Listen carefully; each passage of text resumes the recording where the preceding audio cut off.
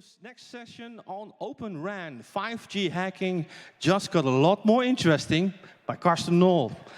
So 5G has seen quite some evolutions, at least through Telecom, through every of the generations, the 2G, 3G, 4G, and now 5G.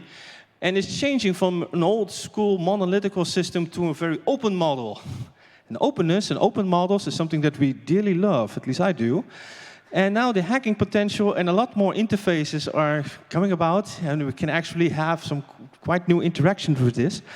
And I know that from myself, from a previous employer, being a telecom company, that it's very interesting to listen here and also see the new technology emerge. Now, Karsten Knoll, we know from all kinds of CCC talks, cool ones even, and every talk was actually cool. I call it education to myself. And as security researcher and cryptographer, he is now also the chief scientist for SR Labs in Berlin. And take it away, please, a big applause for Karsten Knoll.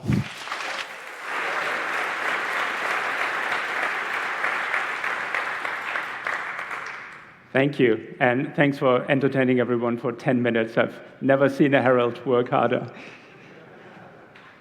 Good to see you all again. 3 years of everybody staying at home, hacking on their own things. It's about time to start sharing knowledge again. That's what I'm here for today. We'll be talking about hacking in and taking down critical infrastructure. The irony that this talk was delayed by 10 minutes by the electricity going down isn't lost on me. We'll make the best out of the remaining time. We're talking about OpenRAN today as a case study, basically, of technology developments that are happening in basically every industry. People are going into the cloud, they're virtualizing things, processes get more and more automated, and nowhere is that shift clearer than in the telco industry, and OpenRAN is a great example of that. So we'll be touching on a lot of technology that you encounter in your industries as well. I'm just particularly fond of telco hacking. So at the end of this presentation, you'll know what OpenRAN is and the technologies involved around virtualization and automation. You'll know how to find security issues in them. And if you happen to be in the business of building telco networks, or for that matter, any kind of cloud network, you'll take away some advice on how to make those infrastructures more secure. Why am I talking about this? Well, I've experienced telco basically from both sides. I've been a hacker of critical infrastructures for well over a decade now, and around halfway through that journey, I've been asked to help secure telco networks. So I've seen both the attacking and the defending side of it. And I can tell you, while hacking telco networks might seem difficult sometimes, defending them is even harder. So if you're up for a challenge, try that sometime. But why, anyway, are we still talking about telco security? It's been literally 13 years since I was standing here and trying to get all of you to help me compute A51 rainbow tables. Anybody remembers that? Okay, yeah, that's exactly 13 years ago, this conference. And then you all came together and we computed those tables. We then released them that year in December at the Chaos Congress. And ever since then, people know that 2G is insecure, and nobody has ever found similar weaknesses in the other protocols. So are we done? When we done 13 years ago? Well, it turns out telco networks are more complex than just singular standards, right? The reality is always more complex than the standards written in theory. But let's start at the positives. Let's see what has actually happened in telco network evolution. So with the introduction of 5G, pretty much all the hacking vectors that were identified in previous generations were closed. And not just hacking vectors, also privacy features were added. For instance, 5G is the first standard where the IMSI, basically your identity, isn't submitted in clear text over the air anymore. Right? So it took almost 30 years of network standardization for people to understand that it's a bad idea to send identities in clear text. Right? It will probably take another 30 years for all non-5G networks to die out and for us to finally benefit from this progress. But it's a step in the right direction. And there's many others. I won't go into the details here because, of course, You all are only interested in how networks are broken, not how they have been fixed. But overall, of course, we have made good progress, or the people writing these standards, I should say, have made good progress, so that today we couldn't just stick up an antenna and intercept a 5G conversation like we did 13 years ago at the Chaos Congress against 2G, right? But even though these network generations have gotten more and more secure on paper, we anyway, or other researchers, have been able to find vulnerabilities in each of those standards, usually digging a little bit deeper, going to less obvious places. And we want to continue that today with 5G, and again, using OpenRAN as a case study. What I'll show you now over the next 20, 25 minutes are kind of the building blocks towards 4 hacks that I'll illustrate. Spying on people's communication, extracting their private data from a mobile network, becoming an admin in that mobile network, controlling all the infrastructure, and ultimately taking down a mobile network, right?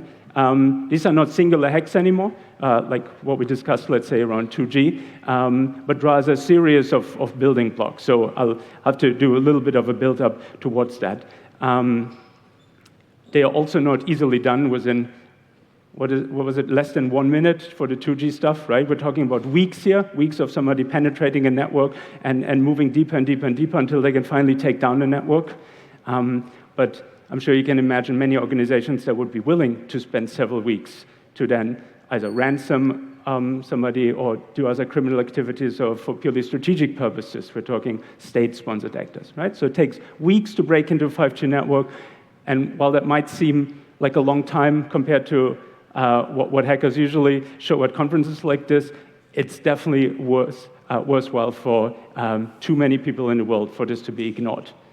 So why are networks still vulnerable? Of course, they are built from many different technologies, some of them newer, like, let's say, the 5G standards, some of them older, but still mandatory. If you're building a 5G network from scratch today, you would still have to connect it to an ancient technology called SS7, for instance, right? Won't be talking much about SS7 today, but there's, of course, previous research from years ago that still today applies to virtually all networks in the world. Because of the network effect, if you want to be part of this global community, if you want to exchange text messages, if you want to support global roaming, you have to support SS7. Or maybe a little bit more avant-garde here, supporting diameter. Well, tough luck. It has the same security vulnerabilities. So mobile networks are just complex beasts. And today, we're going to talk about none of this stuff, but look one level below to the IT infrastructure. Every telco network, of course, needs to be built on something, right? It's not just software. And this used to be proprietary boxes that you would source from some Scandinavian vendor or, let's say, from China. Then with 4G, this moved all onto Linux. Everything became IP in mobile networks. So it already felt a lot more familiar to a pen tester or red teamer testing mobile networks. And with 5G now, we're going even further down to get basically cloudify these networks. And today we're going to talk about exactly that development, where networks become much more virtualized and much more automated. Okay? So all the hacking I'll be talking about today is going to be from the IT domain that mobile networks are built on. Right? Very important. We're not going to mess with any of these standards because they're not the weakest link of mobile networks anymore, as far as I can tell, okay? A bit of nomenclature to get that out of the way. So today we're talking about OpenRAN. What's OpenRAN? So first of all, RAN. What's RAN? Radio Access Network is one of 3 parts that make up a mobile network. There's the radio access network, which is basically 90% of the mobile network, actually. It's the antenna. It's a cable that connects the antenna to some local switching center, another cable to something more regional, another cable to connect us to a big central data center. And that central data center is then considered the network core. So that's separate. And then different network cores are connected through interconnect, for instance, to connect different companies or different countries, right? But almost everything that you consider as a mobile network is the radio access network part, basically the countrywide infrastructure, right? And even though it's 90% of a mobile network at least, it hasn't received much attention. So I certainly haven't looked at anything RAN related since 13 years ago, the 2G stuff, because I considered it's secure and it's basically just cables, right? And that was true for most of these 13 years up until now. With 5G and OpenRAN, there's big changes underway where the radio access network gets a lot, I guess people call it smarter, right? So a lot more complex. There's much more technology put into the RAN, and that's why after many years of neglecting it, we revisited it and found really interesting stuff, right? So that's RAN. So what is OpenRAN? OpenRAN is basically a movement, you could say, loosely defined as combining three things, only two of which are really relevant for our discussion today. The third thing is that mobile networks are now built on commodity hardware to make them cheaper, right? So instead of getting a box from Scandinavia or China that combines hardware and software, you get your own hardware, and then you put whatever vendor software on it, right? Not so relevant for us. What's more relevant for the security discussion is that everything is virtualized, or I guess containerized is the more appropriate term. We're talking Kubernetes here most of the time, and processes are automated to a very high, in fact, scary degree, right? So that's OpenRAN, basically these three things put together, and it's extremely popular among telcos right now because it's cheaper. The commodity hardware part is what they find interesting. Of course, we find the other two a lot more interesting. So in summary, the changes between kind of how mobile networks used to be built and how they're being built right now. A mobile network used to be built, okay, you start with an antenna. That part hasn't changed. The future will still have antennas in mobile network, just everything after that changes. So it used to be you connect this antenna to one of those proprietary boxes, appliances, you could say, that you get from, let's say, Scandinavia. And you connect them throughout your entire country. Somebody manually logs into each of these boxes, configures them, and then basically you have your network that will stay virtually the same for the next, say, 15 to 20 years until it's replaced by another network generation, right? There's sometimes upgrades that the vendor will ship to you, maybe once a year, at most twice a year. And then you manually install these upgrades on each of the boxes, and that's it. It's very static networks with very little interference, right? Now switch over to OpenRAN, or really any future mobile network, I would imagine. Instead of getting appliances, you get shipments of software, and you have to install them in your own cloud environment. And it's not going to be just a few cloud environments. Because of 5G's latency requirements, there'll be, in a country like Germany, several hundred data centers, okay? So in several hundred places, you install Kubernetes clouds, and then on each of those Kubernetes clouds, you have to put dozens of Docker containers, right? Just the complexity of that, the sheer numbers involved, do not allow for anybody to do this manually one by one anymore, right? It needs to be automated, the whole deployment. And once it's automated, people think of this as a great benefit because now we can keep changing the network pretty dynamically. So instead of having people log into boxes once a year and changing a little bit, now you have scripts running all the time that try to optimize the network, that keep reconfiguring everything. So it's kind of a living organism, almost, style network that is self-optimizing. And to me, that's very scary, right? Knowing that it continuously changes. How are you going to test it and say, okay, for the next few years, I know it's secure? I mean, you test it, and even 5 minutes later, it has a different state. So security testing becomes a lot more complex, right? Now, maybe silver lining, at least we removed the human error source from operations, right? If everything is software, nobody can fat finger or get phished anymore. But of course, we introduced another, maybe more serious human error source in that many developers are now involved that through some magical CI/CD pipelines create and push down these scripts. And that's what we want to focus on today, these two developments, that everything gets virtualized and that everything gets automated, okay? And again, I'm using this as a case study to illustrate developments that you encounter in other industries as well, just nowhere else as quickly as a step function as in the telco industry, right? Of course, any kind of cloud environment would be built similarly. So let's start with virtualization hacking, or again, to be more specific, containerization hacking. I'm not talking about VMware virtual machines, I'm talking about very scalable, cloud scale virtualization.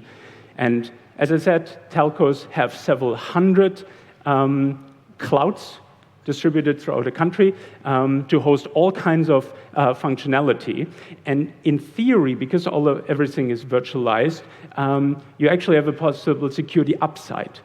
Because once everything is, the software is virtualized, it's nicely segregated, the networks become software-defined, so you can basically, through configuration settings, create any kind of segregation that you want on the network level, on the hardware level. Most deployments that we have seen do not make much use of this very fine-grained configurability, and in fact go the opposite way, creating new areas in which devices share resources, right? And in mobile networks, of course, availability is very important. You need your network to be up, right? And if you have different functional components share the same hardware, if one of them overloads the system, so to speak, the others can suffer as well, right? So with virtualization, the jury is a little bit out. Is it security gain or loss? But certainly, if you configure it badly, it's definitely a loss. And now we're going to look at the cases in which we find these environments to be badly configured. So the assumption is that there are different pieces of software all running in the same cloud, right? Could be an Amazon cloud, could be Google cloud, or in our case, a telco cloud. And some of them are trusted and really secure and very critical. Other ones are maybe test instance, somebody trying something out, something unimportant, different security levels, okay? Now the big question is, if something less secure gets hacked, can a hacker break out of that environment and influence something more secure? So can I either hack the Kubernetes underneath or influence some neighboring Docker containers? And it turns out that there's multiple paths for doing this kind of container breakout. And here I'm listing the ones that we find most commonly in telco environments, right? There's probably other ones, but these are the ones that we encounter in actual assessments. So the way to read this is, on the left you have a property, a capability basically, that you can assign to a Kubernetes as a pod or Docker container. And the dark red ones are the ones that we find all the time. They're kind of pseudo defaults, not really defaults, but people love to set those settings. And then the lighter shaded ones, we don't find them quite as often, but still enough to be concerned. Right? And so you start from one of these capabilities. The middle then says how the hacker would abuse it. On the right-hand side says the outcome. Could be in a mobile network anything from running your own code, kind of crypto miner style, it's probably the least concern, to accessing data. So ransomware, of course, would be a relevant threat here. To ultimately, this is certainly the worst for mobile networks, taking down the systems, right? Basically disconnecting people from their critical infrastructure. And just to take the first two, perhaps, as an example. So if those capabilities are set, how does a hacker do this? So the first two here, privileged container and sysadmin. So if either of those capabilities are assigned to the Docker container, that basically means that from inside the Docker, you can communicate with the Linux kernel of the host machine, right? In less constrained ways than a non-privileged container. And I mean, the Linux hackers in the room, of course, already have 100 ideas how to abuse this, right? And it's a long list. I'll just give you two examples here. You can abuse a kernel feature around C groups. C groups is basically a way to handle processes. You don't have to use it. It's just easier if you execute multiple processes basically as one batch. Kubernetes, though, definitely uses this. So if you're inside a Docker container on Kubernetes, you know that the host machine uses C groups, right? That's important to know. And basically, there's a kernel feature where you can tell the kernel, please let me know when a C group completes, and I want to execute a little bit of code at the end, right? With root level permissions, and basically, you see it here, this is basically a PS with root privileges. You can execute any code you want, right? So you just notify the kernel to please execute this snippet of code at the end of a C group, and you basically have root level access, right? Very straightforward, and yeah, no surprise, right? However, people don't think about it like this when they assign this privileged attribute to their containers most of the time.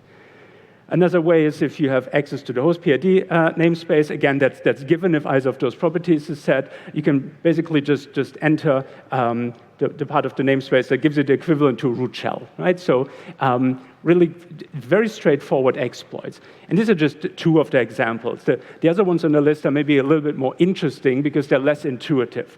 So if you don't have a privileged container, but still this host PID namespace exists, this is very commonly found, you can't really access those processes running on the host machine, but you can kill them. And if you can kill everything that's running in the Kubernetes on top of you, you can take down the mobile network, of course, right? Obvious, right? So and if you're building Kubernetes environments, look how often the host PID is set for your containers. You'd be surprised, right? And then if you combine the host PID with another benign-looking capability, the sysptrace, you can not just see those processes, but you can inject code into the process. In any process running on your host, again, that's root-level access, right? That's basically root shell equivalent. Two benign-looking things are combined to basically full exploit.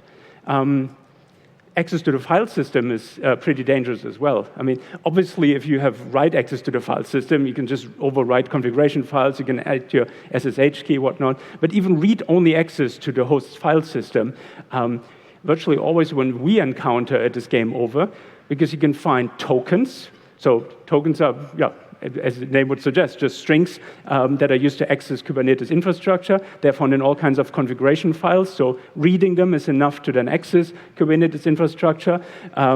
Also very popular finding passwords. A bunch of the utilities that you use to administer environments like this, they take a username and a password as command line arguments. So where do you find it? In bash history, right? So if you have read-only access to the file system, often there's the password that you need to go forward, right? The last one is the one that surprised me the most. I don't know if everybody can see it from here. It's basically network access, right? The reason it surprised me the most is, of course, I'm old school. I know virtual machines more than Docker containers, right? And in a virtual machine, if you give it network access, that's not usually considered a security risk, right? I mean, how could you run a virtual machine without network access? It's basically a separate computer popping up on the same network, right? In Docker, it's not like that. If you assign a host network attribute, it's sharing the same network interface, right? So imagine you have some services tied to localhost and localhost only, right? If you're sharing a network interface, the guest can now access your localhost. And it used to be that even the Kubernetes API, the API to basically configure anything in Kubernetes was often bound to localhost and didn't have authentication switched on, right? So that's game over right there. At least the authentication is now switched on in more recent versions, but depending on how old your Kubernetes environment is, this is a big concern. But at the very least, I mean, given that this interface is shared between host and guest now, the guest can TCP dump everything that's coming in and out of the host, right? So that by itself is already a problem, unless they use SSL for everything. But now guess how they build Kubernetes clusters, right? They say, oh, everything that happens within a Kubernetes cluster is trusted. It never goes over a physical cable. We don't need SSL, right? Everything unencrypted. So giving network-level access to a guest usually means the host gets hacked, right? So just a whole collection of things that can go wrong. And again, this is just the stuff that we see in real assessments. There's more stuff that can go wrong in theory. So that was a part on virtualization hacking. Let's talk about automation and the implications of basically this development. That instead of having people typing in configuration, like old school Linux sysadmin type, right? You have some scripts and an uncountable number of scripts that are created by all kinds of developers that are pushed through all kinds of CI/CD tools, right? So what's the implication of that for security? Well, of course, that some threats that we had before are amplified, some new threats are introduced, and then I guess a third category would be stuff that should never happens anyway because it's becoming so complex now. Let me give you one example of each of those categories. The threat that was already there that's being amplified is phishing or social engineering in general, right? So instead of 5 Linux sysadmin types, you now can phish hundreds of people across various companies that are all somehow contributing code into the configuration of this mobile network. Right? If you get to phish any one of them, there's a good chance that ultimately it can adversely affect the mobile network, right? So that threat is amplified. Threats that are completely new is a whole ecosystem of basically software development tools that are now part of the operation of your mobile network, right? Somebody somewhere commits something to GitHub, it goes through all kinds of CI/CD, it becomes packaged somewhere, it gets downloaded into an image, that image gets deployed through another CI/CD. Any part of that chain gets hacked, your mobile network is at risk, right? And then there's stuff that should never happen, but of course, you have hundreds of people working on this stuff, people posting questions on, let's say, Stack Overflow, saying, oh, can you look at this piece of code? What am I doing wrong? And they're leaking internal secrets, right? Hundreds of people are involved, one of them will do that for sure, right? But you see how the attack surface now becomes really hard to capture, right? Like there's hundreds of people across different companies using all of these tools. All of this, in theory, would need to be tested now to know whether or not your network is secure. So kind of the pen testing that we used to do doesn't apply anymore. You don't even know what the scope is, right? So instead, of course, this needs to be tested through red teaming. Everybody knows what red teaming is, right? Yeah. So basically an open invitation to hack a company any way you want, and then explain them how you did it so they can learn from it. And then there's iterations where, based on what you find, they get better, and then it's a little bit harder next time, or a little bit more fun, if you ask my team. And then, it's these iterations, right? And what I'll show you next is kind of the best of the red teaming that we've done. So we do dozens of red teams, but a handful of them against 5G telcos. So what have we found in actual 5G telcos that allowed us to achieve all of these hacking goals that I listed in the beginning? And I should say this is a best of kind of a mashup of different. So it's not one network that's affected by all of these. I wouldn't disclose client information like this, but it's kind of a collage. So their first hacking journey starts from the internet, and we find some developer put up a website, something unauthenticated. They're just playing around with something. They probably mean to take it down a day or so later. They know it's probably not secure, which is why it's completely isolated in their network, okay? We get to hack it, and it's basically a dead end, right? This has no access to anything on the internal network. It's just some boring website. However, it's running in a Docker container on the Kubernetes. So if any of those capabilities we looked at earlier is set, we break out of the Docker container, and now we're on the Kubernetes layer, right? And sure enough, of course, one of these capabilities was set, so we did break out, and now we're on the Kubernetes layer, which means we're not constrained anymore. The Kubernetes has access to everything that any of the container needs access to, right? So these Kubernetes environments, it's very hard to kind of DMZ them away, right? So we start looking on the internal network, third step, very slowly, right? There's always a blue team that's looking on what's happening on the network. So you do this spaced out over days, if not weeks. You find different servers, you find different APIs. In fact, you'll find hundreds of APIs. Mobile networks today, a lot of what they do is microservice-based, right? So just APIs everywhere.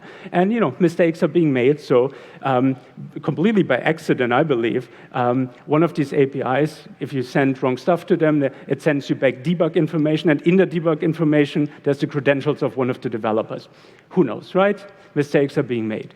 Those credentials, they allow us to access some systems, not necessarily production system in the sense of mobile network. We're still on the IT side, right, where the websites live. But there's kind of a data lake equivalent, right? Elasticsearch that includes a lot of information to do statistical analysis. And sure enough, we find the customer text messages in there, right? So this is a multi-week hacking journey to basically achieve the equivalent that in 2G took 1 minute, right? Sticking up an antenna, capturing the text messages around you. However, now we get the text messages of an entire country, right? So maybe it's worth spending a few weeks on this. Certainly for somebody who wants to break two-factor authentication or any of the things that are attached to text messaging today, right? So that's one hacking journey, and you see how none of this actually targeted telco standards, right? it doesn't even matter that this is a 5G network. What matters is that this is a highly virtualized network with lots of automation fragments floating around. And the same will be true for the other hacking journeys. So second one. So it shares some of the same steps, so I'm not going to repeat those. But then basically, once we're on the internal network, we look around more and more and more. Of course, we find development fragments, right? In this case, a GitLab. Somebody has basically a shadow file equivalent, so hashed passwords that they deploy as part of some configuration update. Who knows, right? One of these passwords is crackable. We crack it, and that password now gives us access to wherever this configuration shadow file was deployed to, right? I mean, that's the whole point, right? Including the database that has all the registration information of all of the customers of this telco, right? So bank accounts, addresses, and whatnot, right? Again, we didn't touch anything telco specific to be able to break in very, very thoroughly. Third and last hacking journey. This one is finally getting into the telco domain. So again, we reuse some of the building blocks, especially this credential we found earlier. But we also need one other bit of information, and that is a description of an internal API, which, usually an API isn't self-explanatory. Right? So you somehow need to understand how to communicate with these APIs. And in this particular case, this was shared on the internet, and you can argue whether this is a security issue, because believers in open source software, of course, say the source code can be open. That's not a security issue, as long as your credentials are protected. I'm not so sure if this many eyes make bugs go away argument applies to software that's really only used in one or two companies, because you post it on the internet, people don't start looking for bugs in it. It's just the hacker will use that information. So some level of obscurity sometimes helps in protecting APIs. In any event, this was on the internet, leaked. We already have the access, so we can finally access something in the telco network, in the RAN network, right? In fact, not just one, this intelligent controller is kind of an optimization piece of software that's deployed in each one of these hundreds of data centers, okay? So we can access a software component in hundreds of different Dockers deployed on hundreds of different Kubernetes. And sure enough, again, they didn't configure the Docker sufficiently, so we can break out into all of these hundreds of Kubernetes environments and basically take down the entire mobile network. Right? So you see how few steps are actually required to take control of an entire network or then take it down, DOS the whole network. And again, none of this is telco specific. And in fact, if this weren't a presentation on telco networks, you could explain something very similar about most of the private cloud environments that companies are building. Basically, everybody is working on something similar right now. So let's talk a little bit about how to build those infrastructures better. Telco, OpenRAN, whatever infrastructure you have, right? Obviously, configure your Kubernetes better, or not the Kubernetes itself, the pods and the Docker containers running in your Kubernetes. Kubernetes gives you all of these different configuration settings. Make good use of them and be considerate and and acknowledge that it's not virtual machines running in VMware anymore. That are much tighter meshed together. I'm not going to go through this in detail. This is more a take-home list in case you are working on any technology like this. Now, for mobile networks more generally, we've been giving kind of these generic pieces of advice for years now. And again, this traverses telco networks. All of these are easily said. And in fact, in our community here, we always wonder, why do networks not do this by default, right? The whole security by design. I mean, I don't know who coined that term, but it's definitely older than my interest in security. So people 20, 30 years ago would have used that concept. And yet today, it's not yet found everywhere. And I wanted to just alert you to the complexity of acting even on simple advice with two examples to conclude what I'm presenting today. The first example of where the reality is just much more complicated than you would imagine is patching and hardening, right? Kind of the base security processes. If you don't patch your stuff, you don't harden your stuff, you might just as well not do any security at all. It's really absolute baseline. And why do mobile networks not get hardened? I mean, for different reasons in kind of the closed architectures that were deployed up until today, and these open, including OpenRAN architectures that are running on clouds. So traditionally, I mean, there's really no excuse why they don't patch, other than the way they deploy these networks, where they say, once we deploy it, we don't touch it anymore. The vendor in China, in Sweden, wherever, they first have to go through months-long test procedures before they can say that a new release is ready and can be deployed. I mean, if the test procedure takes several months and then deployment takes several months, you might just as well not be patching. I mean, you're months behind on the patching, right? So usually you get security patches about once a year. These are standard Linux boxes that are 1 year outdated. Every CVE in the world applies to them, right? So it's just an ecosystem breakdown. The way that these things are procured just doesn't allow for patching. That excuse goes away in these cloud environments, right? In the cloud, you control everything. In fact, you're changing stuff so often, you might just as well redeploy it with new patches. Netflix had an interesting strategy around it. Netflix had basically, in each of their virtual machines or Docker containers, they have a self-destruct timer that runs out at 72 hours. So each Docker destroys itself after 72 hours, then it's rebuilt from a CI/CD pipeline, and the CI/CD pipeline, of course, has all the latest patches built in. So Netflix doesn't have patch management. They only have basically suicide of virtual machines, right? But now the complication in mobile networks is, who would be able to pull together your patches, because each of those Dockers is an individually stripped down version of Linux. So nobody even knows what packages you would have to apply and how. This is not coming from Red Hat or Debian. This is just a custom Linux. And if you run your own custom Linux, you are responsible for patch management. And there's dozens of vendors involved. And of course, they don't run Linux distros for business, so patching is just so hard in telcos. And I mean, it breaks my heart, right? Years later, still very little progress. Similar, and this is the final example that I'll leave you with, standard security tools like an EDR system, right? We do a lot of red teaming, and when we encounter an EDR, it usually sets us back by about a week. It takes like a week to find a way to circumvent it. It's, a good slowdown measure for hackers, right? Do we encounter them in mobile networks? No. Well, for basically the same reasons, because the old school network vendors do not really allow you to deploy anything on the Linux boxes, and they don't come with an EDR, so there is no EDR. Sometimes you can force us onto there. If you sign that if the EDR breaks the availability of the network, you're actually responsible. So we have seen cases where this is done, but only ever with force against the vendor. In the Kubernetes Docker environment, again, same question. These are stripped down versions of Linux. No EDR system will work on this out of the box. These are basically embedded Linux, you could call it, right? EDR just isn't made for that, right? So we're basically in a situation now where telco networks have become cloud environments, but where the standard security processes like patching, hardening, and the standard security tools like EDR do not readily apply there, right? Big protection gap.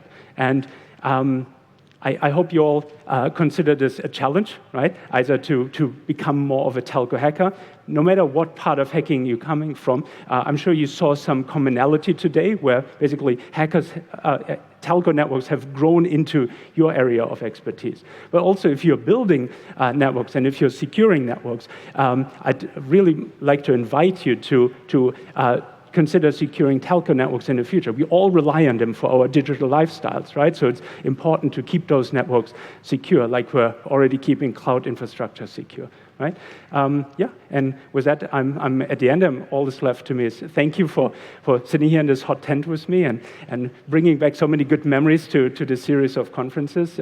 I'll be around if you have any questions on telco, on cloud, on red teaming. Our red team is in Berlin, so if you ever want to do some project with us, love to do that. And yeah, now over to your questions, please.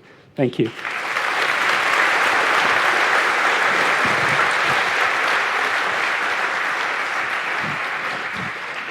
Thank you, Karsten. We have a few minutes for questions. If you have a question, please walk over to the microphone in the middle. There are 2 microphones in the middle. Please line up. First question. Here you go. Hey, first of all, thanks a lot. We've had similar situations with industrial devices, with medical devices, and stuff that should be expected, like patch management and everything, that was clearly not a given.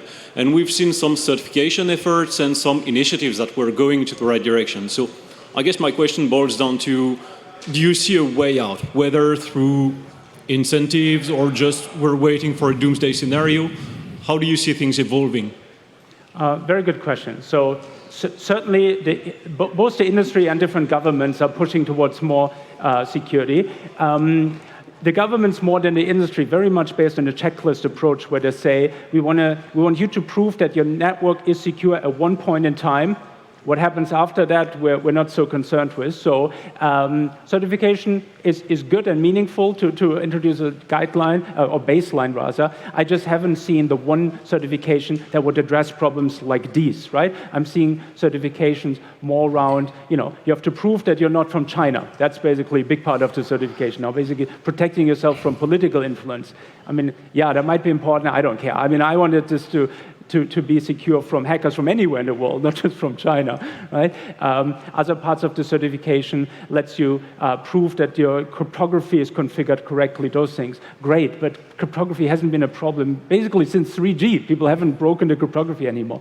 So, yeah, I wouldn't hold my breath for certification to solve this. I think it'd be individual companies going forward saying, we have an IT history and we make our telco networks as secure as our T networks.